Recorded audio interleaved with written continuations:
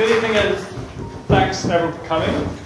Thanks to the Lynas Hall for hosting us and to the Museums Council of Northern Ireland as well for putting on this whole series of events which where we're going to be actually doing a tour of the province. We're going to a different place every single night. So we're starting off here in Belfast, and I'm very pleased to have such a distinguished panel with us today of speakers who are not just talkers but actually doers, people who are involved actually in the day-to-day nitty-gritty of really making the change and the transition towards net zero that we so desperately need to see happen globally.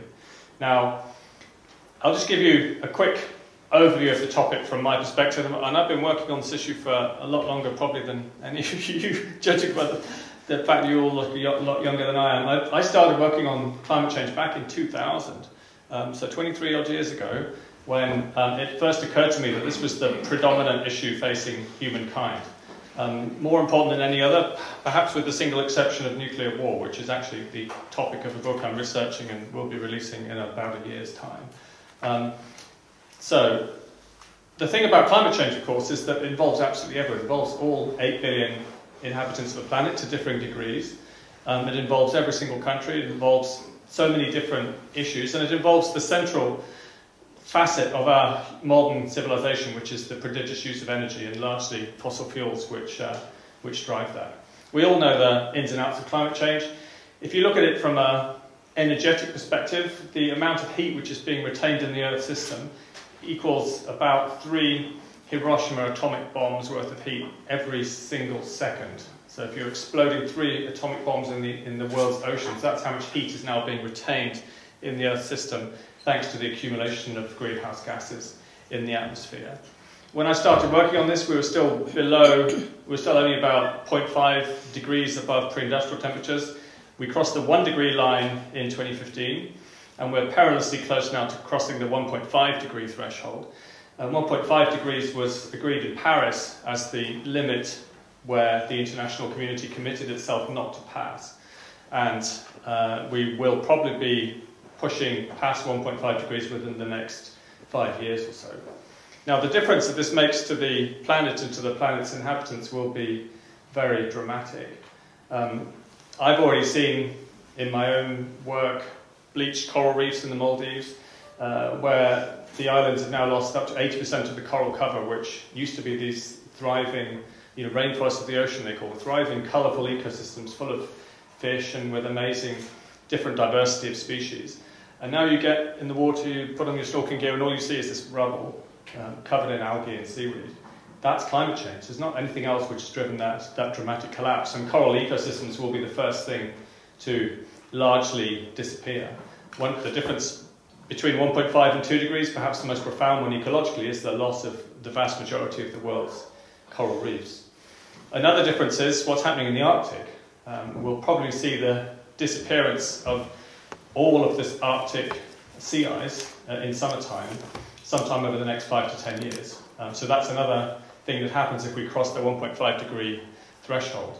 And that invokes tipping points, because if you imagine the shiny white polar ice cap disappearing, then you get a lot more solar radiation being absorbed by the ocean, which then heats up the system still further. And that leads to the emission of, to the melting of about 6 million square kilometres additionally of permafrost in the Arctic, which releases a lot more methane, a lot more carbon, and that accelerates the situation still further. So that's why we're in a climate emergency, and I know that the Northern Ireland Assembly, when it was sitting, declared an emergency in 2019, was it? 2020, along with most of the rest of the world. And that's one thing which I think we can be cautiously optimistic about, is that when I started this work, we were looking at potentially 5 or 6 degrees of global heating. In fact, a book which I published and updated a couple of years ago was called 6 Degrees for precisely that reason. 1 degree was the world we're living in right now. 6 degrees was a mass extinction unparalleled even in the entire history of the planet for the last 500 million years.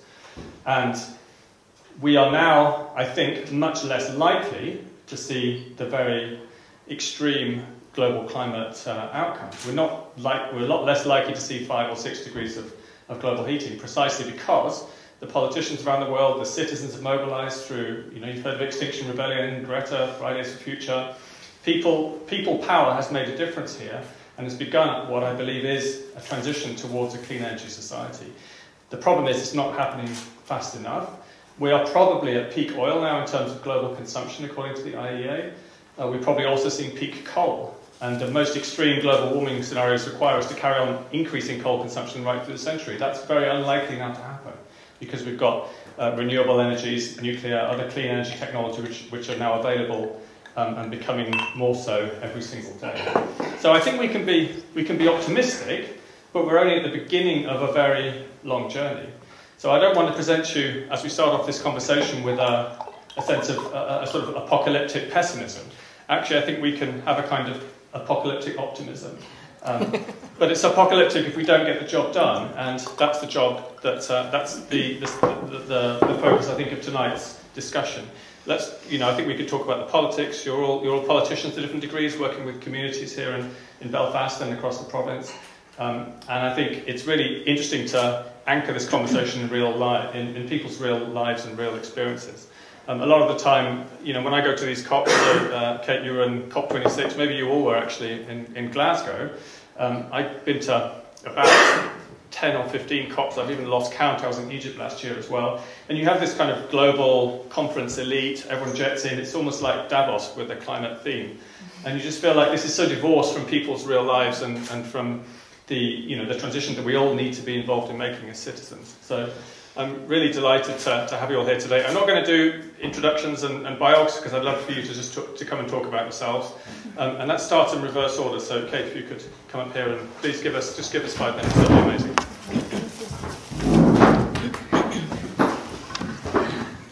Well, good evening, everyone, and thank you so much for inviting me to be part of this panel. When Jonathan had first reached out, I said that I would talk about a Green New Deal and my ideas around that, and actually I've got it written out, but I thought I'll talk about something different. And I wanted to talk about apocalyptic optimism. When I was born in Zimbabwe, which is why my accent is a bit different, and I moved here when I was 12. And I've always had a real interest in international development and where I thought I would end up working. When I had graduated and moved back to Belfast, where my parents lived, I started working for Anna Lur. Some of you will remember her. She was an MLA in South Belfast and was chair of the Environment Committee in Stormont. And I remember how we used to try and convince people in the Assembly that climate change was a thing. And the idea that we would ever have Northern Ireland specific legislation was just a pipe dream. I just couldn't imagine it happening. Fast forward, yes, in 2020 it was declared an emergency, but actually where I started to see the real difference happening was in cities. It was in Belfast City Council. In 2019 we declared a climate emergency, a climate change committee was set up, and you started to see that actually it was being taken seriously, and it was being driven by younger people, but there were so many more people who were involved in the conversation and people were starting to take it seriously. Claire Bailey spearheaded the legislation that went through the Assembly, and now we have a Climate Act. When Debbie and I went to COP26, I found it a very depressing experience. It was just this jamboree. But there was one element that gave me hope, and that was the meeting of the mayors. We had this meeting of mayors from around the world, and it was actually in cities that I saw the innovative work being done. And I realized that actually it's cities that are going to drive so much of the change, and where I started to feel hope for the future. At that event, I met Andy Burnham, the Mayor of Manchester, and Steve Rotherham, the Mayor of Liverpool, and I already had quite a close working relationship with Alison Gilliland in Dublin when I was Lord Mayor of Belfast. And the four of us decided that something that we could do post-Brexit, something that mattered to everyone, the environment, climate action, was to partner our four cities together and to continue to work together. And they came to Belfast, they saw some of the really exciting work that's being done on hydrogen, some of the different work that's happening, and we agreed to continue to work together as cities. At the moment there's no assembly, and it's incredibly frustrating because we do have climate legislation, but we don't have action plans in place how we're going to deliver these targets, and it's essential we get the Assembly up and running so that we can deliver on this. In the meantime, the All-Party Group on Climate Action, which I chair, is having monthly meetings where stakeholders come together, where we talk about different issues, where we're progressing them. But we realise we need to produce something tangible. So we've started an inquiry, we've opened an inquiry into the impact not having an Assembly is having on climate action. So hopefully we will have something tangible that comes out of it.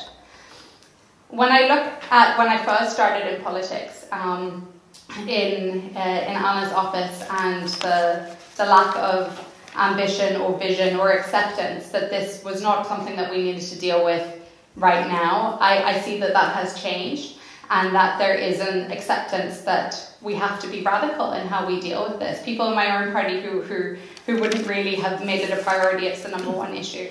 So I am hopeful for change.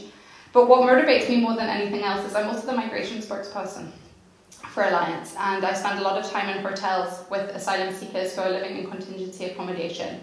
And you see the human reality of what happens when we don't deal with this. People who are living through unimaginable hardship, who have been through unimaginable hardship, and the devastation that that has had. As a mother, as a politician, I realise that this is the #1 issue for all of us. We have to act. We have to act with urgency. And so it's so important we get the Assembly up and running. It's so important we keep having these conversations and that we keep engaging and we keep it on the agenda. Final thing I'll say is around communication. I think everyone in this room is probably pretty well versed on issues of climate action, the need to act with speed. I sometimes worry that conversation, we're not breaking through, we're talking to each other, we talk in a language that is not always accessible. Really, climate action is the most important issue to every single person on this planet, and we need to start talking about it in a way that is completely accessible so that politicians like myself act with the urgency that is required. So looking forward to the rest of the conversation and what you think about what we need to do. Thank you. Well, talking about making climate change accessible and relevant to ordinary people is probably a good place to bring you in, Debbie. Okay.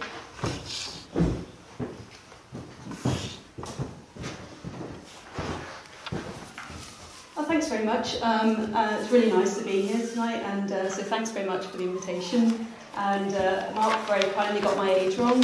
I'm actually a lot older than he thinks, because I actually started off probably the same time as yourself, working in climate change when I was working in Bangladesh, and I was working in the coastal zone, and I saw firsthand how it was impacting on poor coastal communities there, and how vulnerable they were, but also how much the government and the NGOs were actually doing to combat climate change in terms of adapting to climate change, and I would say they're way ahead of where we are as a country in terms of adaptation, because they're developing salt-tolerant varieties in the coastal zone and so on. So my role really came into being really as a result of the leadership that was shown at Council, and across the country you'll probably see that councils really have led the way, and I think everyone would agree with that councils are sort of like leading the way in terms of setting targets and so on, and then we've got the national legislation sort of catching up afterwards. And so my role came into being about 2 years ago, and I was hired as the Climate Commissioner, which is a very grand title, really. But my role essentially is to really support that transition to an inclusive, resilient, net zero economy. And I see that really as kind of trying to help our kind of colleagues and partners in central government and across the city in terms of delivering on Northern Ireland's commitments, and it's under the climate legislation, and also those strategies, those great strategies that we've got now, the energy strategy and green growth strategy. It's because local is really where the rubber hits the road. So, I mean, it's great to have the legislation, it's great to have the strategies, but they actually all get rolled out in place. So place-based approaches are really, really important. So we're trying to do our bit as a city, because cities are actually responsible for around 70% of the emissions across the world globally. So we've got our city targets now, which we've committed to.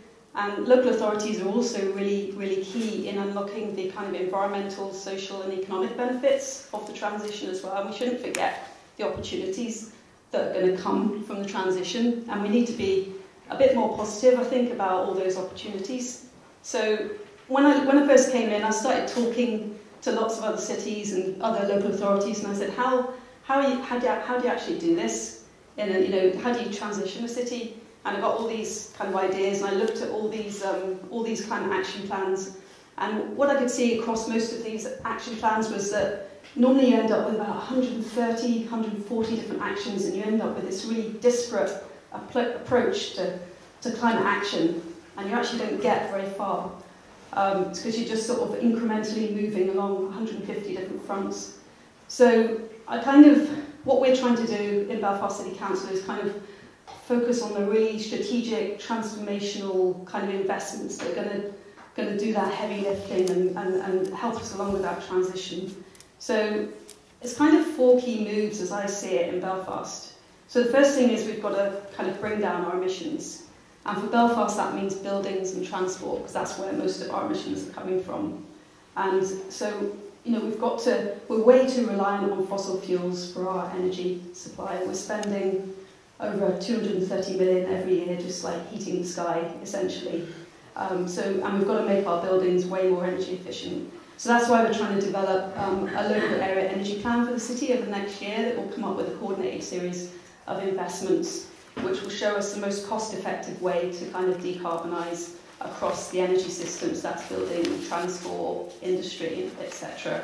And we're also trying to set up a kind of district heat network as well, and try to electrify at the kind of district level rather than trying to put heat pump onto lots and lots of little terraced houses, which I think would meet huge resistance over. We will try and do that at scale, so try and do one large heat pump, maybe using a water source heat pump on the Lagan or geothermal. We're just about to do a feasibility study, so that's all up in the air at the moment, but we're very keen to do that. And we've got around 35 building operators that are already really, really keen to kind of work with us, and they're all public buildings, and that represents about 15% of the total heat demand for the city. So that would be a really transformational project for the city. We're also doing an electric vehicle infrastructure strategy for the city, and we're looking at how we can kind of look at the solar PV potential for all the flat roof space that we've got across the city as well. I think the second key move we've got to do is we've really got to start sweating the city assets. And by that I mean the land, the rooftops, all the assets that we have as a city. Because essentially we're trying to electrify heat and transport, and the grid can't actually cope with that at the moment because we've got a one-way grid that takes, from coal-fired or oil-fired or gas-fired power stations into our homes. And essentially, we can't really utilise all the renewable energy that we generate. So we need way more flexibility, we need way more storage. And so we need to kind of use the land that we've got and the rooftops that we've got to host solar PV and hydrogen electrolyzers, battery storage, pumped hydro. Those are all the things we've got to do. And the third key move is really we've got to innovate. We've got to innovate our way to net zero. And because we don't, we're just going to get left behind. Because all the other countries have recognised that there's a massive opportunity here, because we're in the middle of a global transition and there is a technology race on. And we're actually really, really well placed as a city to do that, because we've got 2 world-class universities, we've got a brilliant history of manufacturing and engineering that we can leverage on, and we've already got a really, really strong cluster of net zero technology companies like Catagen and Artemis that are building the electric ferry from Bangor to Belfast that's starting next year. So we want to grow that cluster because those companies are creating great apprenticeships with Belfast Met, and they're doubling every year in size. We want to grow that cluster and bring more companies in to do that in Belfast. And the last piece of the jigsaw, the fourth key move, is finance. Because the UK Climate Change Committee reckons it's going to cost Northern Ireland about £2.2 billion per year to actually decarbonise and reach its net zero targets. That's a huge number. And you can say, well, that's a massive cost. You can look at that in a really negative way, or you can see it as an opportunity.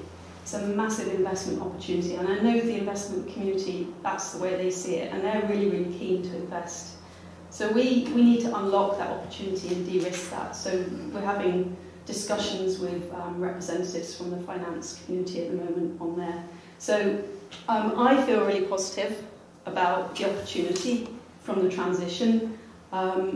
and I'm just keen to kind of hear what everyone else is saying, and thanks very much for the opportunity tonight. Well, thanks, Debbie. Thanks. One of the things about being old, and I guess you will recognise this then, Debbie, is that how the whole climate change narrative has changed. Like when I first started doing climate talks and events, it was all about reducing, had to give stuff up. It was all a very kind of gloomy, negative sort of feel about the whole thing. And now you're using words like innovation, opportunity, investment, and it's there's a competition, there's a race on that. The US, with the Inflation Reduction Act, is spending $1/3 of a trillion, I think, on supporting this transition to clean energy. And they want to be first in hydrogen electrolyzers, they want to be first in the district heating, they want to be first in the electrification of surface transport, all this sort of stuff. And you're saying, well, actually, we want to be in the race too. We want to, to be the global centre for these things, and we maybe already are in some areas. So that's what I mean. It's a much more inspiring picture than perhaps what we used to have. Anyway, Amanda, I'd love to hear from you, and then we'll go to a broader discussion and bring you all in as well, because I'm sure you've got lots of interesting questions and contributions. Thanks, Mark, and glad to hear you refer to the inspiring nature of what we're facing now in terms of climate action, and that's what I'd like to talk about now, is a bit about the inspiration we can see across Northern Ireland when it comes to climate action and how we're influencing policy and legislation. So you heard earlier that I am a sociologist, I'm an educator. I'm also, I've been involved in various climate initiatives over the years. Co-founded Belfast Climate Commission, which Debbie co-chairs. I was chair of Climate Coalition Northern Ireland for 2 years. I'm director of the Centre for Sustainability, Equality and Climate Action in Queen's. And I've been involved in various research initiatives focused on multi-level climate action, looking at the socio-ecological dimensions of action. But perhaps more importantly, I have been involved in community work for over 20 years. I've worked with a wide range of communities across this island, focused on addressing inequalities and making our communities a better place to live. And that's what I want to focus on in terms of the legislative and political context, is that change has been driven by our communities, and they need to be first and foremost in all action that happens. So it was great to hear Kate's input into how we've developed the legislative context in Northern Ireland, and I'd like to add to that a little bit. As chair of Climate Coalition Northern Ireland, we have evolved as the largest civil society network in the north. When I took over as chair in 2020, the Assembly had just declared a climate and ecological emergency. New Decade, New Approach had committed to climate legislation. But coincidentally, on the day that I became chair of the coalition, the minister responsible for climate action stood up in the Assembly and refused to take forward a motion that had been passed by the Assembly calling for an urgent climate act. So we had the Assembly saying that we want urgent climate legislation, and the minister saying no, he wasn't going to do it, it was impossible, it was ridiculous, not going to happen. So we in civil society thought, well, actually, this has to happen. We've heard tonight all the reasons why we need urgent climate action. And in our coalition, it was really clear that our politicians weren't going to take the action then that was needed. So if we look at the history, the trajectory of field climate action in the north, we go back to 2008, the inquiry into climate change that recommended targets, that pointed towards legislation, nothing came out of that. We look at recommendations from the UK Committee on Climate Change, we looked at advice given to the Assembly, we had various movements across the decades, but nothing happened. Even when we came to the point of a declaration in the Assembly, there still was strong resistance towards climate legislation. So we in Climate Coalition Northern Ireland, as a community of interest, we came together for climate action. We decided to see what we could do about it.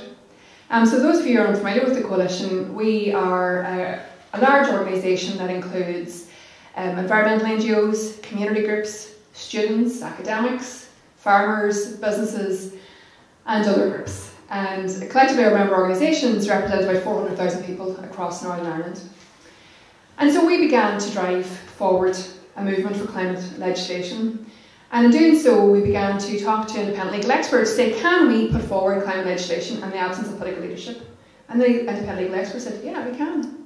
And we decided to talk to our politicians, who obviously are key to bringing forward legislation. And Kate talked to Claire Bailey, spearhead the movement. But Claire was one of 9 MLAs that we worked with who co-sponsored Northern Ireland's first climate change bill that came from civil society. They came from a community of interest. They came in the absence of political leadership. And this is what I want to talk about, is communities. You know, we finally have a climate change act that came from communities, it came from the grassroots up. But what I often don't hear enough about is how do we ensure that communities are central to every single aspect of transition? Because we know that climate action can't happen without communities. We can't move towards a better future unless we're all involved. So how do we enable climate action that entails the legislation and the policies and imperatives that Debbie and Kate have talked to, but bring everybody around with us from a grassroots up perspective as well as a top-down perspective? And I think in Northern Ireland, you know, we often hear about community in quite a derogatory way. We kind of use it a way to distinguish one group from another. Sometimes we hear about, you know, distinguish between Catholic communities, Protestant communities, other communities. But it doesn't matter what our religious affiliation is, or what our affiliation to any nation states is. We're all human beings sharing this one planet. We all have a responsibility to take climate action, and we can all undertake climate action in different ways. So I think our work in Climate Coalition in Northern Ireland, I think, is a really exciting precedent, an inspiring precedent that shows what can happen when we, at a grassroots level, come together to work with our politicians, to work with experts in different areas, to set forward a precedent and a movement that otherwise would not have happened.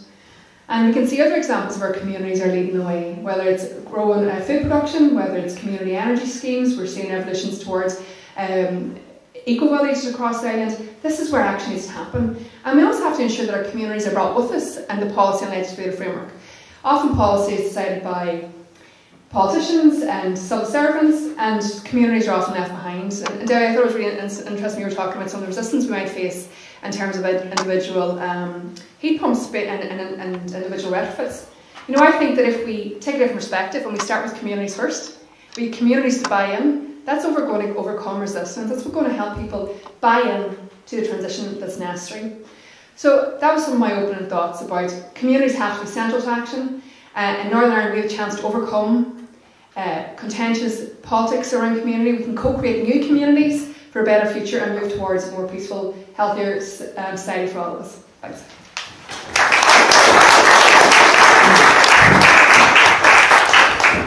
Thanks, man. I'm going to go back up here so we don't have 4 people fighting over 2 microphones. But you brought it back, sort of, you've got this contrast between the local, the community level, and the national, provincial, if you like, yeah. The assembly level. Are you able to make up for the fact that the assembly isn't sitting? I mean, is there enough to do at the grassroots which can actually keep the momentum on the climate transition? Well, absolutely. That's where change happens, is at the grassroots. Whether it's the retrofits that Debbie has referred to, that involves people in our homes, in our streets, in our communities. Those changes can't happen without communities being involved. We can't reduce our own individual and collective emissions unless we in our communities take action. So whether it's decide we're going to engage more in active travel, we're going to use a car less, we're going to engage in car sharing, we're going to fight for better cycle and active travel infrastructure. There's so much that can be done in communities. But communities have to be heard and be recognised as key partners in the transition. We can't leave it to big business, we can't leave it to politicians. No offence, Kate, you're an amazing politician. But we can't leave it to others. We all have to be part of this transition, and we don't have to wait for... The Climate Act was a great achievement for civil society. It wouldn't have happened, okay, obviously without the politicians that were involved, but it wouldn't have happened without civil society. I think we would still be sitting without an act for Northern Ireland if it was left to some of the politicians who were responsible for it. But in the absence of the Assembly, there's a lot more we can do and should be doing. And communities have to be held as central to all actions. Mm-hmm. So Kate, give me a sense, I'm an outsider obviously, I come from Wales at the moment, although I was born in Fiji, so who was born in Zimbabwe? Was that what you, wasn't it? Yeah, so we're all sort of foreigners and locals in a different way, but give me a sense of how the politics of climate change works here. Like, I sort of fondly imagine that it's something that the DUP and Sinn Féin all agree on. Everyone agrees that we're in a climate emergency and we should all work together, and you know, it's a kind of cross divides type thing. Is it that nice or not? No. Yeah, Amanda, I didn't give you credit. What the community have done, she's completely right. This is community driven, and in so many, everything progressive in Northern Ireland, any progressive change happens because the people are pushing the politicians up the hill. We don't have the Green Party councillor Malahar keep mentioning Green Party politicians, we stop mentioning my own, but he had this really brilliant phrase about how we've gone from climate denial to climate delay. So it feels like, yes, everyone knows it's no longer socially acceptable to say there isn't a climate emergency, and all politicians have agreed that action is needed, but some people are just a bit more kind of genuine than others. So I think there are people within the DUP, I'm sure, who would like to see more action. But there are quite a lot of them who I don't think really care. So I think the climate delay is the real political problem, and actually it's one of the ones I'm most worried about, because at least when you know what you're dealing with when people are denying when they've got a problem with it, but the fact that kind of lip service is paid to it, that makes me worry. And so I think that kind of the motivation and the pressure from community is so important, because it keeps it on the agenda. When I was Lord Mayor, I had a monthly environmental challenge, and it's not because I think it's important we all do a bit for the environment, but I'm not blind to the fact that actually any change comes from government and business. It was more that if I was cycling to work and if I was talking about these, we went plastic free, Debbie and I, one month. If we were talking about it, it was getting communities to talk about it, and if communities were talking about it, then it was on the agenda for politicians to take action. So yeah, I completely agree with what you say, and we need more of that. Yeah, I mean, one of your jobs is chairing the all-party group on climate. So that presumably means at a day-to-day level, you're trying to bring the different parties together. What do you try and get done? What does it do? Bringing the different parties together, but also the expertise. Politicians don't know very much about like a lot of things in detail. We rely on the experts who do. And if you believe in evidence-based policy, which I do, then I need to listen to the experts who know about this. So the all-party group is a means of bringing politicians and stakeholders together to discuss the important issues, to keep them on the agenda, and to hopefully inform policy when the Assembly is up and running. In the absence of that, I mentioned we're doing an inquiry on the impact that is having on climate. It really is a means of bringing that evidence and that expertise into the forum. And Debbie, I mean, it's like, you can talk about, we have a plan for there's a net zero Belfast plan, right, which I think Amanda was probably involved in writing as well. How can you go net zero as a single city? I mean, people are driving their cars around. You can't invent whole new technology just for a single city. So what can you do? What are the levers that you can actually pull? You mentioned district heating and a few other things, but I mean, can you actually do enough to get to net zero? Yeah, I mean, it's a good point. I mean, that report you mentioned was so transformational for us. So thank you so much for getting it off the ground, because it's a constant reference document, but it actually gives you the data and the evidence base on which to work. So we know that our emissions are coming from buildings. We know by 2050, 70%. Like directly from buildings, from actual boilers, like gas boilers and buildings. Gas boilers, and this is just scope 1 and 2 emissions. But like, if you've got to start somewhere. But buildings is the nut that we really have to crack in this city. It's different in other cities, but you've got to start somewhere. So like the district heat one, which means digging up the roads. You're going to have to lay pipelines, right? Absolutely. Yeah. And we need to take that opportunity to look at how we can build resilience in as well. So we can like put sustainable urban drainage in at the same time. We have a bolder vision for Belfast City Council as well, which is a partnership with DFC and DFI, where we're just trying to kind of reimagine the city centre, want more people to kind of move into the city centre, so that we haven't, at the moment it's like this hollowed out donut, where you just have loads of cars, usually one person in, just commuting in. So what we want is for people to actually live in a city centre, like they do in a lot of European cities, and live and enjoy the city centre, green up the city centre, make the city centre a nicer place to be, pedestrianise some areas, dare I say it. But do things like that, increase the kind of like cycleways, and so people can actually walk, so people then don't have to get in the car. So we need to make that modal shift easy for people.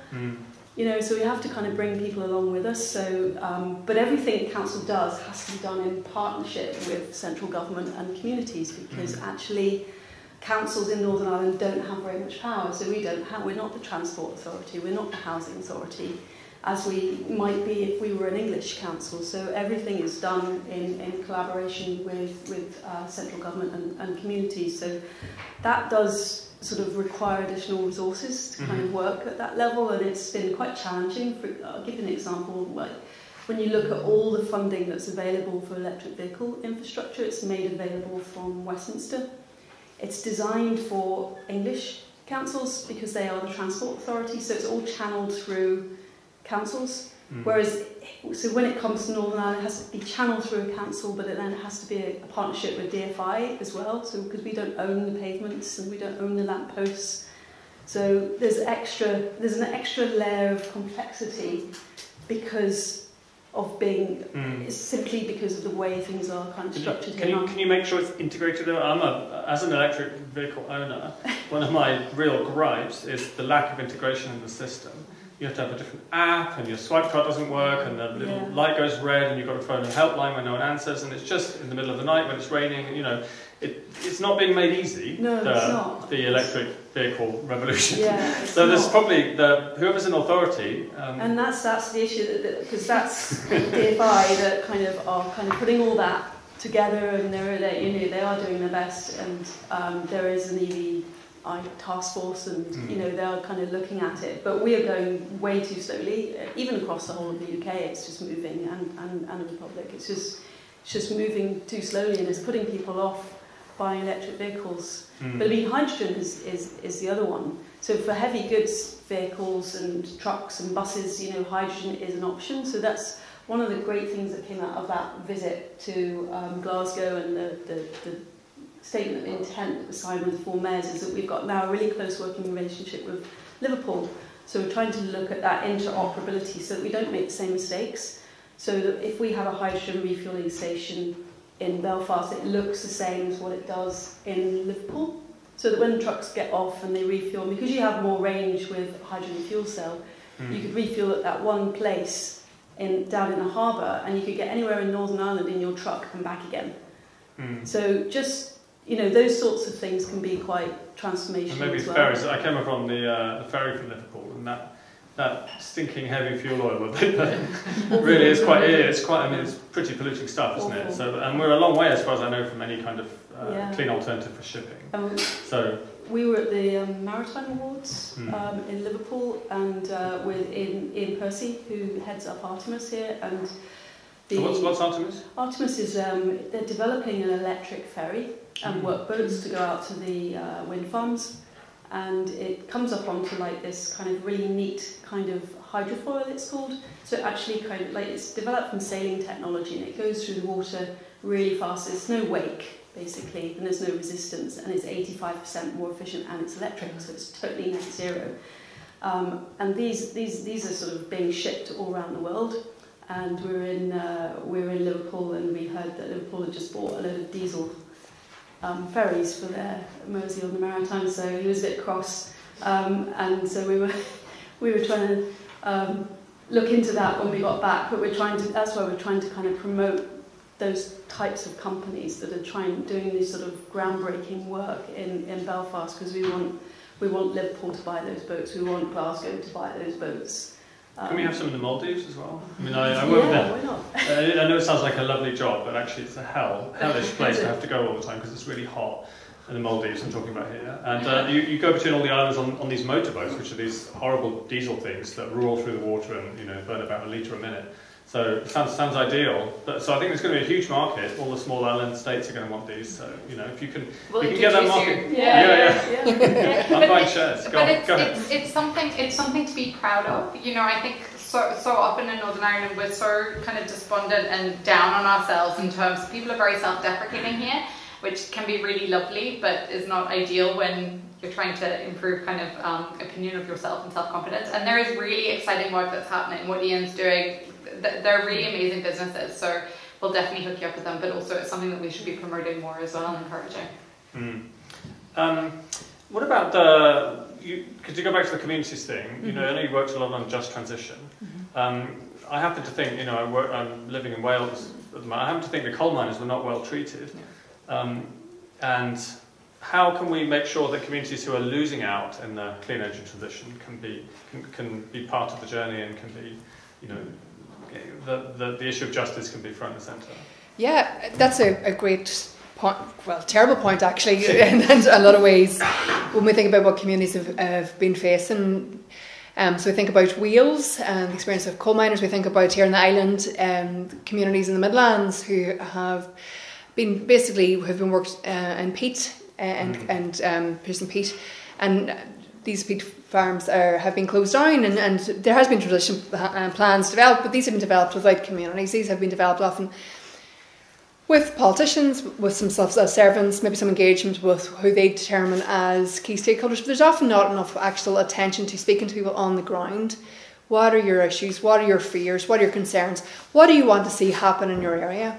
What would alternative employment look like for you? What would sustainability in your area look like for you? How can we co-create that?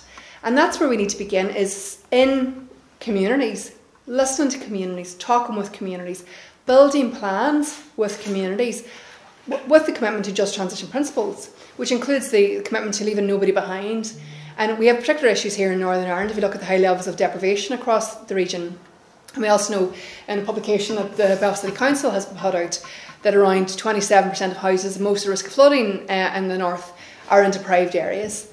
So we're already in a context where our most marginalised communities are likely to be left behind, and we have these poor precedents of so-called transitions where people who are dependent on fossil fuels for employment are being left behind as well. So I think I often talk about community work principles, which are about inclusion, participation, respect, and social justice, and bringing people together to change, to affect change at local level. People have to be part of the change. They have to be involved in every aspect of change, and that's not happening in just transition. And what any of the so-called things have been described as just transition to date. Yeah, and it's not just cities. It's I mean, it's rural areas. Farming is going to have an enormous challenge. I mean, I've spent half the day looking for vegan alternatives in Belfast, and one of the reasons I try and have more vegan food is because livestock emissions are it's up there with transport essentially, particularly if you take into account all the deforestation around the world and so on. And you know, you look at livestock farmers. I was working with Rewilding Britain, and I'm an advocate of rewilding as well in the UK.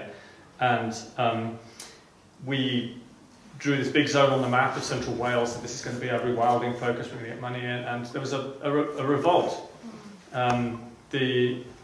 All of the farmers were against it, posters started going up everywhere saying no to rewilding, and we were basically, you know, kicked out of the area. And that's how to get it wrong, right? Because it was something which was imposed from top down. We drew a boundary on the map and said, you're inside, without any consultation. And people, not surprisingly, were really offended and felt very threatened by it. But it's a transition that is going to happen and does have to involve. So, you know, what would best practices look like? Well, one certain point is to go beyond consultation. That's seen as the bare minimum, that you consult. Whether it's, we often see here, things will go out online for 8 weeks, you'll be told to fill out a form, that's your consultant done. Yep, you've had your say. We see all the climate legislation. When the minister put out his own separate climate bill, he had an 8-week consultation, and that was it. That was seen as consultation. That's not how you do participation. You have to go in to these areas. You have to build relationships with people. You have to listen to people and be open to not having predetermined ideas about what the solution is going to look like. You have to co-create solutions. And a lot of people can't get their head around that because it's so different to how we normally do policy or politics generally.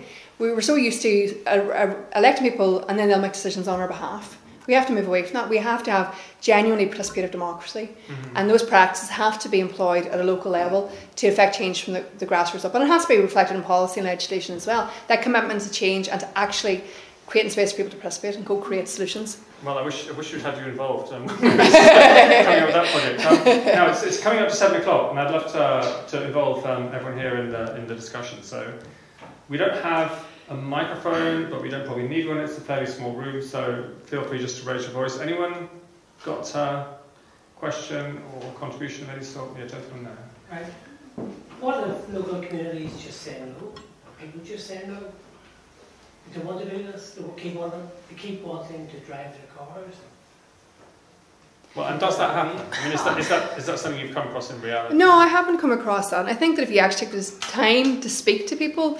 Now, I'll give an example with the climate legislation. You've talked about livestock, and we know that in the north, one of the largest source of emissions is from agriculture. So people will say, well, then all farmers are against climate action, and that's not actually true. It's far from the truth, actually. A lot of farmers want to actively drive climate action. They want to take action at local level.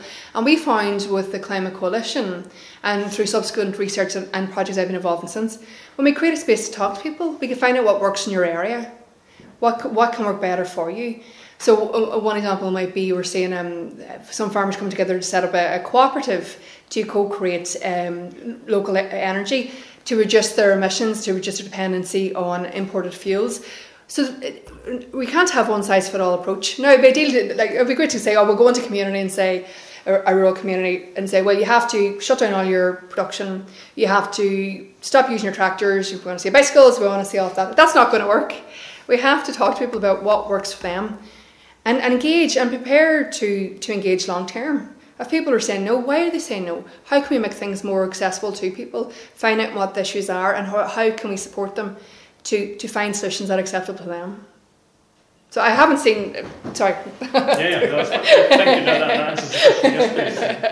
Yeah, I always get very nervous when I hear the word communities bandied about, because I think people sometimes mean different things by community. Some people mean community groups, and I agree there's a lot of community groups that do really good work that's contributing to climate change. Other people, and I think Debbie was doing this, are actually talk, when they say communities, they mean people who live in a certain area.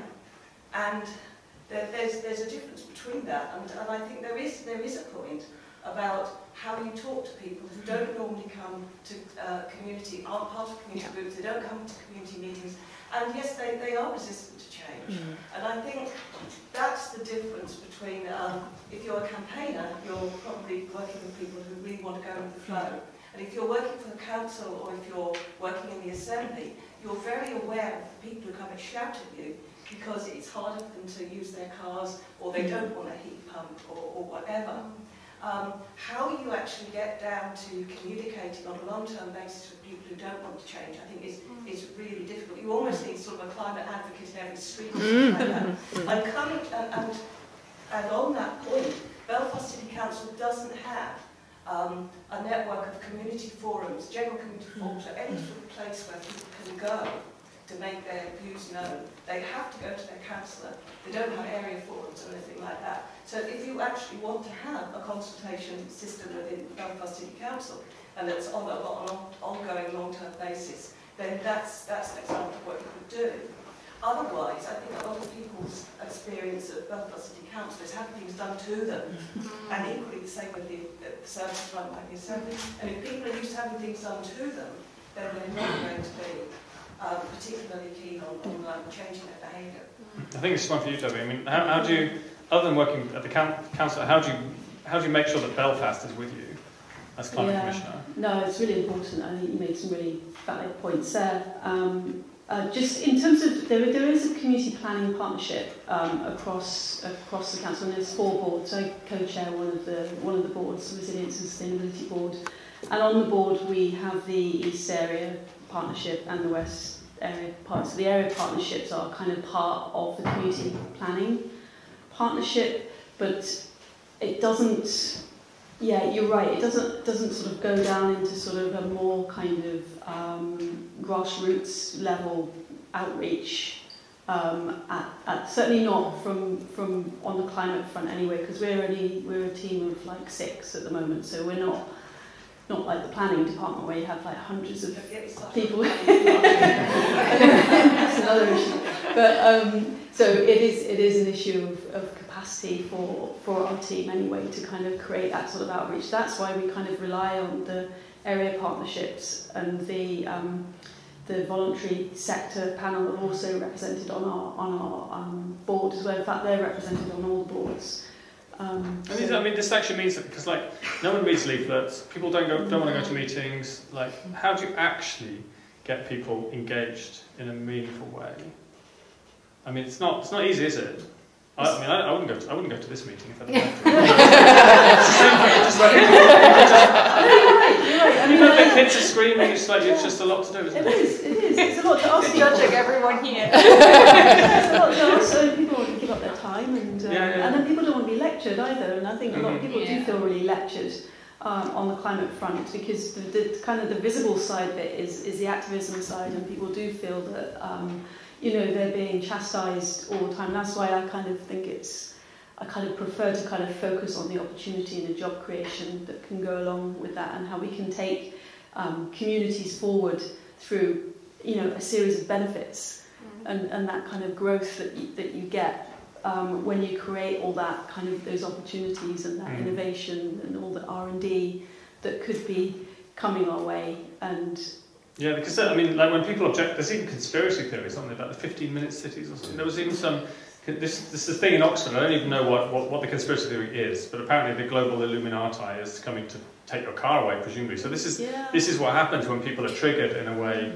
The way they don't feel involved, and they do feel this is an imposition and a negative imposition as well. You've got the not zero, right? You know, community now and is that a thing? Is it not zero? Not zero, yeah. I mean, if you tune into GB News, you'll hear. Which I don't tend to do on a regular basis. Actually, it's well worth it just for a night, just to see what. But there is a growing band of support for that. So we do need to counter that, and we do need to come up with a positive message, and we do need to. I totally agree. We do need to sort out how we kind of get that outreach working in a much more positive way. Yes, please, over there. Hi. I think, Amanda, you touched upon the point of accessibility and about the amazing work that's being done at a community level. But I feel that it's like, as you say, pushing up the hill, and that push is getting harder. And sometimes I think you were being gracious to some of your colleagues saying that they don't really understand it. I think it's in their interests to not push ahead when we look at what's happening, and I'm not going to mention particular projects or whatever, but you know, think about the profits of the, you know, Shell and BP and all of that that's happening. And whilst the community and individuals are pushing so hard, we now are battling a system that is actually trying to criminalise the people that are fighting for our planet. And it feels like it's getting harder. And all the things that we all agree on, you know, the basics, cycle lanes, you know, a transport system, why is that not happening? I mean, we as individuals can't create it. It has to come from the top down, as well as obviously the community coming together. And it feels so frustrating because there's so much agreement on what needs to be done. It's just not happening. It's when you ask the question about how you get people in community, obviously is incredibly important, and things need to be designed and the community. But a key factor is also political leadership and bravery. So I think that we should just pedestrianise all of Belfast city centre, set a date, and we work towards it, because people don't like change. But once it happens, they get used to it, you know, so you do things to help people get ready for that change. I think there is a balance of taking people, community groups, just individuals, everyone's concerns seriously and listening to them. But also, if you were elected and you have a mandate, your job is to make the difficult decisions, because that's what you were elected to do. So there are certain things that we just have to put in place. The fact that we don't have cycle lanes, the fact that they just randomly will build one to placate people, but it stops in the middle of the road and there's a bus stop in it, or don't get me started on the Ravenhill Road cycling down that. There's so many kind of thoughtless, they're just gestures, and there's not long-term thinking. And that's part of the problem of our government is this constant threat of it collapsing, always paying to elections. There's no bravery and there's no long-term thinking, and we need more of that. So we do need to engage with communities more. We need to do more of the bold division work. I mean, that is class, and I think that's how you get people involved and coming to meetings and thinking about things. When you present Belfast as an exciting, connected city where you can use the lagoon, where there's cycle lanes everywhere, where there's green space, where children can play in the city centre, where people are living in the city centre, that's class. That's something that I want. And when you sell that vision and you talk to people about it, then they buy into it. So it's the balance of vision and listening and engaging, but it's also, we know the evidence, we know what we need to do. If you want the planet to continue to exist in the way it is and not have loads of people kind of moving here because there's nowhere else, and you know, there's so many things that we need to do, and that is at the end goal, always has to be in mind. So I think it's that balance. Amanda. Yeah, absolutely. Maria, is it? Yeah, hi Maria. Good to see you. I'm stopping you. Hey, what's that? Mutual Appreciation Club. Maria, they're really great points, and building on what Kate has said as well. You know, we face real challenge that we do have structural dependency on fossil fuels and combine that with power dynamics and vested interests, like the groups that you've mentioned, such as Shell and others, who keep declaring billions and increasing profits every year, while our most vulnerable communities are having to choose between heating or eating. And I think there's a piece there, Kate, you were talking about bravery and bolder visions. There's a piece about sometimes our politicians need to be more critical and need to fight for our basic rights. So the right for everybody to be able to have a warm home, to have basic rights to feed themselves, to be able to protest when our planet is burning. And that's what an issue. And I don't see enough politicians coming out there. It's really frightening what we're seeing happen in the UK when Extinction Rebellion protesters, among others, are being completely, some are facing significant jail terms for doing for engaging in non-violent direct action to try and provoke wider awareness of climate crisis and instigate action. So I think our politicians have to take a stronger role in that, to protect our rights as citizens, to recognise that bold actions are needed, both in terms of political thinking and action. But we have to challenge a system that is perpetuating climate breakdown and is maintaining inequalities and is deepening inequalities. Like you're talking about migration. We know that with every bit of temperature increases, hundreds of millions of people across the world's livelihoods are being damaged.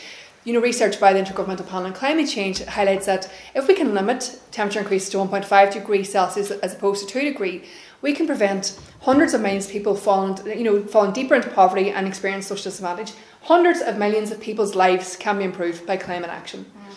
So there's these intersectional issues that require attention, and we need our politicians to understand these and take action, but also we all have to be brave and recognise when we take action, we might be penalised for it, but we still have to be brave ourselves and take action across different domains that are necessary. Thank you. No, I feel like I'm talking. Yeah, that's fine. Hi guys, nice to see you all talking on the stage. No, it's just I just kind of want to make like a bit of an extraneous point and then move it around into the circle of what we're talking about. And so to kind of follow on from what everyone was talking about, it's about the action now, but I think there's equal importance to focus on what is stopping that action taking place. And I'm just out of teaching some of my students about a pervasive computing course, and we had to delve into the social dilemma, the Netflix documentary, and it's basically saying that billions of people around the world are being neurochemically hacked or influenced or manipulated by the algorithms that permeate society, and very little amount of people realise how entrenched they are with that. But one indicator would be like screen time usage and things like that, how much time of people's precious time they spend endlessly scrolling or mindlessly doing things that don't progress anything. So in my mind, that time, those hours per day on average by everyone around the world, to be very useful to tap into. And of course we look towards the giant tech companies and the politicians to kind of regulate that for us, and of course that is what we need more of. But I think even when it comes down to the fossil fuels, not only to heat our homes and to provide societal assistance, it comes down to our clothes, it comes down to our food, or our food's wrapped in. And so if people can understand chemical inputs or the physical inputs they are surrounded by on a daily basis, then maybe they'll have a better ability to control those chemicals that are going into the body, because we all know these recent facts about the nanoplastics now going into the blood-brain barrier, which is like, it's caused for so many different concerns, and it's like there's no direct solution towards that now apart from reduction and the kind of funneling down of consumerism. And I think one kind of good precedent that we kind of touched on would be kind of there's a silver lining to it, but the COVID lockdowns that kind of showed us what it's like to kind of stop everything for a moment. And whether that was for good or for bad, it at least showed us what like the positive outcomes that nature did immediately, and it kind of taught people like immediately about their human connections to their families and things like this. So yeah, I just wondered what like your point or your kind of thoughts on in terms of these chemical balances that people are constantly being put by, whether it be caffeine, like the daily caffeine consumption and all that. So That's kind of like You can't take my coffee away. You can take TikTok, but you can't take your coffee. I take your point though. I mean, that's the whole sort of rise of screens and internet is a kind of example of a sort of techno-social transition, if you like, which comes about without anybody voting for it, but it's just a sort of this enormous shift in everybody's lives and lifestyles, which has completely transformed society, and I'm sure does affect us in a very directly physical way.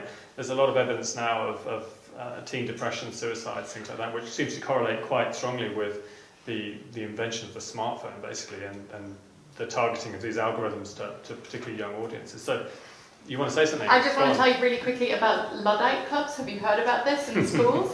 I read this article in America that these teenagers who are rebelling against the smartphone, they've gone back to the brick Nokia 3310s, and they have these clubs which they call Luddite Club, and they come into the club and they put their phones down and then they just draw and read and do puzzles for an hour. So maybe we're moving into the next phase. I hope so. But I guess the point is that change is constant and maybe even accelerating, and people will. I mean, like 20 years ago, this room would have been full of smoke with all of ashtrays, and now there's such a thought is just inconceivable. And I don't remember. I mean, I remember it happening very quickly. I remember Scotland introducing a smoking ban, and then England. I don't know when it came here, but then suddenly it was over, and everyone was like, "Oh, we'll never accept this. I'm going to carry on smoking," and no one did. And so it was like it was almost like a tipping point thing, where you get enough enough of an adoption rate, particularly because it's mandated. So this is why I think the political level is absolutely crucial. You can't just have bottom up, even though it's absolutely essential that people are involved in a very meaningful way. But you have to have a national or even international change in the politics. We've got net zero targets now at a country level across 85% of the global economy, potentially. Even India, net zero might be 2070, but previously there was going to be increasing fossil fuels right to the end of the century. And the same for China and all of the big emitters. So that's what's made the difference over my career as a climate activist writer, from the 5 degrees to at least the 2 degrees, which is a big difference. It's still pretty bad. I mean, it still does mean parts of the globe become uninhabitable. We lose coral reefs, Arctic sea ice, and so on. But it doesn't take us into turning into Venus. So, the question is how you carry on accelerating that change, I think, right? And do you think? I mean, you were sort of like communities, top level politics. Is there some kind of tension here, or is it a case of just both and?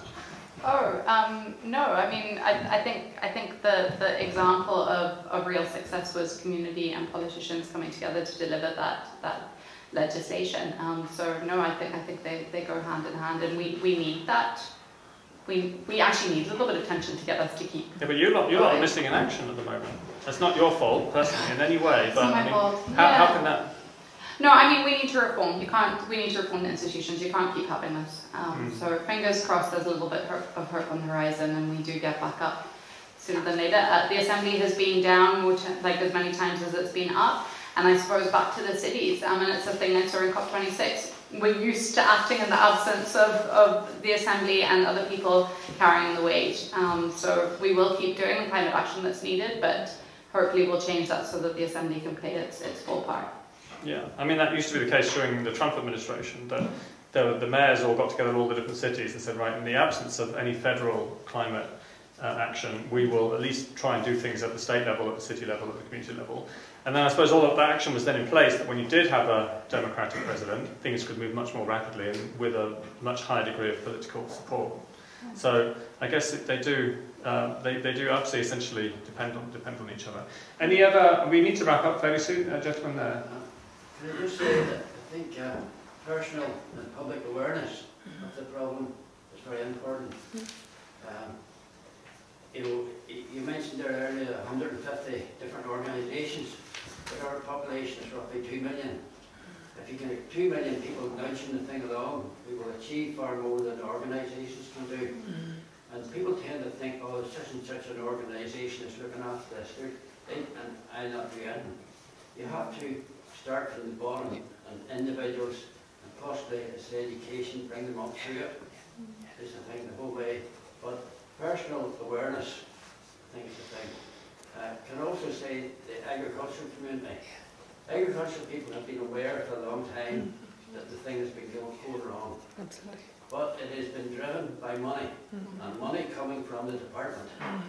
If the department would stop pushing the money to particular things, the whole abuse and the growth of massive farms would stop, and the abuse that's coming from. Can I also say, you say about how good Belfast City Council has been. Not all councils are the same. No, Intermediate and Abbey Council, if you're a persistent complainer, you can only do it through their barrister. They will deny you the right to do things, or else they'll give you the runabout and you'll be speaking to them then. We have to get that changed, that people have the right to speak up and to listen. Thank you. Definitely. We sort of need to draw things together. Are there anybody else waiting to come in, or should we, if there isn't, why don't the three of you address that gentleman's point and anything else that's come up, and we'll sort of wrap things up from there. Okay. How's that work? Yeah, sounds great. Yeah. Okay, well, I just wanted to say I completely agree. The focus of when I met with the Department of Agriculture, Education, Rural Affairs Committee clerk, he told me that the focus of the committee, when it gets up and running, is really going to be around future agricultural payments, because we know that you've got to put money in, and of course farmers understand that they're custodians of the land, they understand land better than everyone, but you have to put the money in there to make a difference, and there's real room to help people with the rewilding. And I also take your point around councils. I think that Belfast City Council is exemplary, and what I've tried to do with the all-party group on climate action is to invite the different council representatives. So there's the chair of the committee in Belfast City Council who attends the meeting. We want all the different chairs from the different councils across Northern Ireland to attend the all-party group on climate action. And our hope is very much that the all-party group acts as the umbrella, but then the different councils are feeding in the work that they're doing, but also getting inspiration from what everyone else is doing and then feeding that out. So that there's work ongoing there, but we know that we need to do more of it. And that's all I really had to say on that. Thank you. Debbie. Yeah, I don't have that much more to add. I mean, it's just, I think it's really important that people do have access to their councils, and it's quite shocking to hear that in some areas people don't have that level of access, and I would hope that would change, because I think it is really important that there is a conduit into council, and your voice should be heard. You at the end of the day, you pay for council, you pay our salaries, and we are here to serve you. And nobody should forget that, really, and I think that's really important. And then I think absolutely right on the awareness, building that awareness out is going to be key for us as a team. My team's just been sort of evolving and growing, so we started as a really small team last year, so we're sort of getting up to still even interviewing today, but getting up to strength, and even building awareness across council. There's like over 2,000 people work for the council, and we've got some brilliant people in there that are really passionate about climate change. We've got great leadership and great buy-in at the kind of political level and the senior level. But then when you get down to sort of lower levels, it's quite patchy. So even just building awareness within the organisation and using that then to build awareness out is really important. So yeah, no, thanks for your point. Amanda. Thanks. Well, can I just say I really agree with pretty much all you've said there. Part of communities taking action is having access to education that they need to develop their skills and knowledge and their capacity so they can inform change. And for me, a big part of community development is adult and community education. It's making accessible education and skills development at a local level, and that's part of the innovation that we have, with the education that we need for a green transition. Why can't that be accessible in local areas? Why can't we support people to understand what the issues are and develop the skills that will enable everybody to make the unique contributions that everybody can make? So I just want to say about the education and awareness piece, that is crucial. I think that's a really big part, particularly for those who are afraid of change, to understand fully what the issues are and what solutions are available to them. I think your point about agriculture is absolutely right, and I think I agree that farmers have been subjected to contradictory policy directions. We see here incentives for increasing production for a long time, and that goes against, despite the UK Climate Change Act in 2008, we're seeing here that the Assembly were bringing forward policies for increasing production and internationalisation, and all the while we're seeing smaller farmers have a decline in share of income and struggling more. So we have these issues around agriculture and policy directions, and that's also prevalent across this island, the same in the south, where we're having a massive increase in policies for international production, for trade and from agri-food, yet so-called production targets embedded in policy. So we have to look at where the contradictions lie in policy, where the issues lie around legislation, and that is again a job for our politicians, but for those of us who work with politicians, who provide evidence, who collaborate, and our communities as well, because we all have to be part of the solutions to the crisis that we face. So thanks for your points. Thank you. And well, talking about climate change used to be a depressing experience, and now I feel inspired, actually, certainly having heard the three of you tonight. So I'd just love to hear a round of applause for all three of our panelists.